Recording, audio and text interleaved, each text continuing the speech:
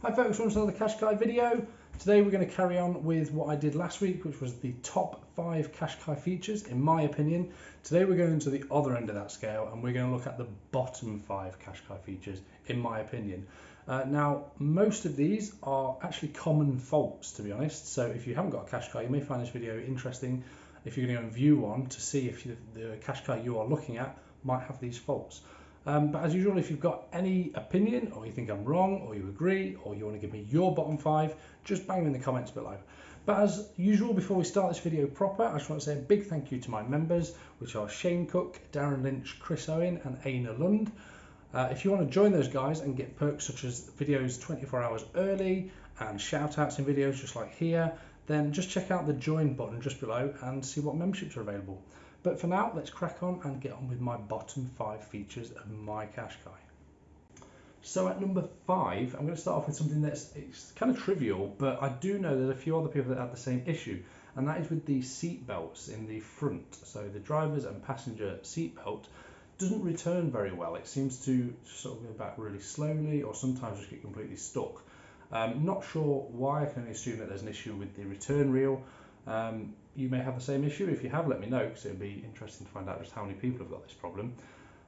Fix wise, apparently if you get some furniture polish and fully take all of the belt out, spray it with furniture polish, give it a good rub and return it, it makes it quicker.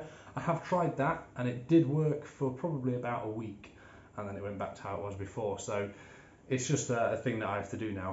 One of the big problems with it is that people who don't use my car often, so if I take my parents out or something like that, or friends, they forget and they don't realise that the belt buckle is stuck in the door shut area, and they've then shut the door against it and it's crunched against the metal.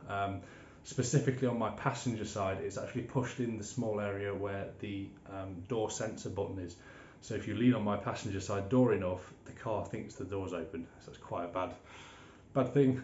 Might see if I can get some sort of fix on that in the future. So moving on to number 4 is something that I know a lot of people have got an issue with, and that is the lack of space saver tyre.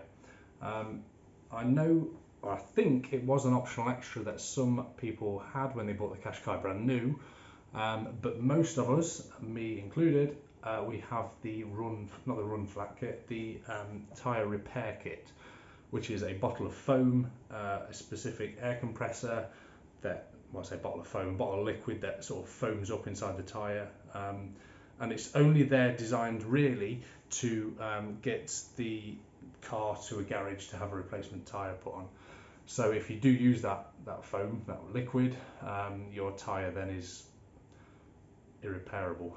So it's just designed just to get you to the garage. I'd much rather have a proper space saver wheel, but hey, the people that have had a space saver wheel, the problem is that you have to have your boot level on a higher setting because the space saver takes up too much room. There isn't a big enough recess to have the whole space saver and kit in, which is a shame. But again, some people aren't too bothered about that, but I'd like a proper space saver.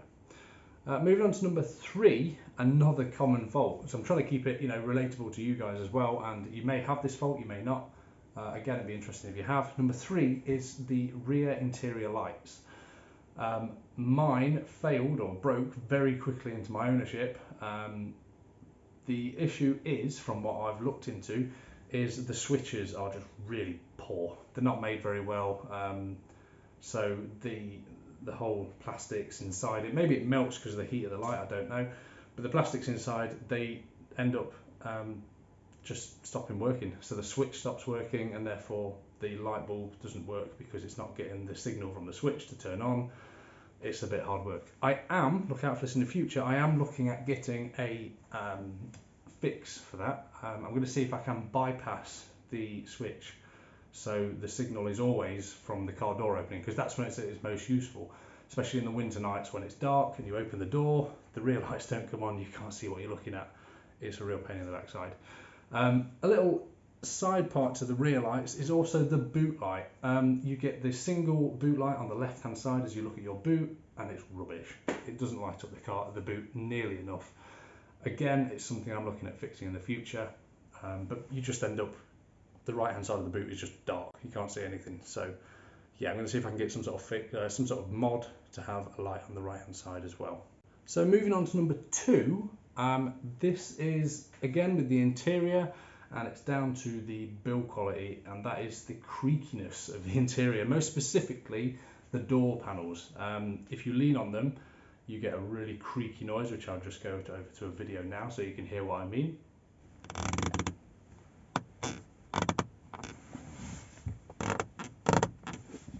So yeah, as you can hear, it's just a bit creaky. When I'm driving, I rest my right elbow on the door sort of shelf, should we call it, and it creaks so bad. It's really annoying.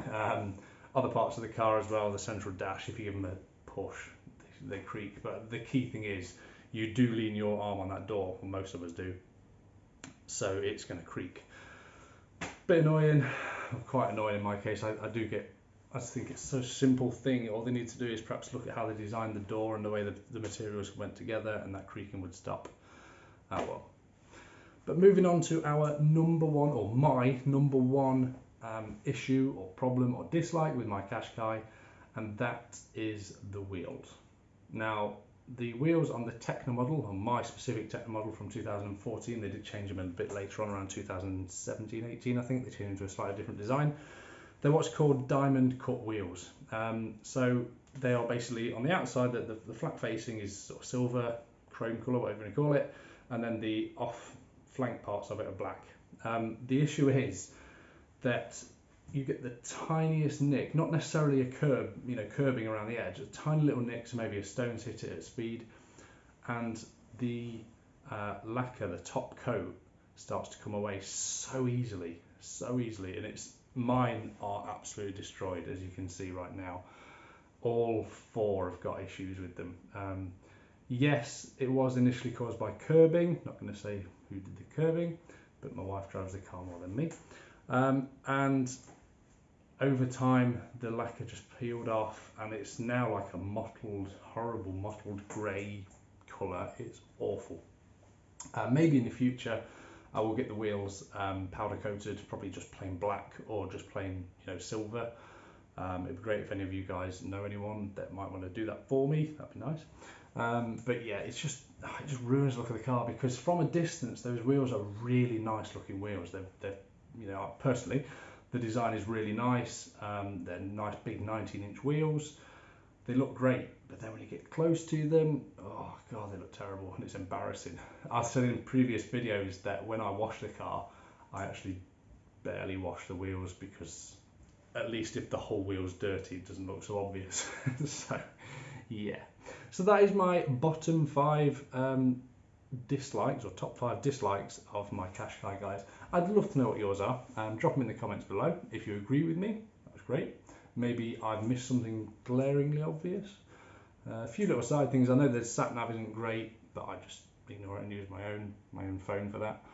But yeah, if you got any input, any things you think I've missed out, just drop them in the comments below, and we'll have a conversation about it.